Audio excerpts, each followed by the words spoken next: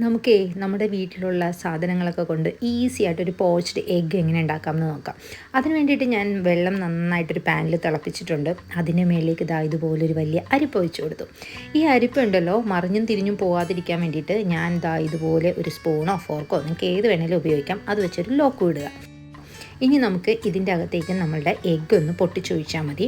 അപ്പോൾ നമ്മളുടെ സാധാരണ ഉണ്ടാക്കുന്നത് പോലെ വെള്ളത്തിൽ നിന്ന് കുഴഞ്ഞ് മറിഞ്ഞ് അങ്ങനെയൊന്നും പോയില്ല. ഇനി ഇതുപോലെ പൊട്ടിച്ചതിലേക്ക് ഒഴിക്കുക.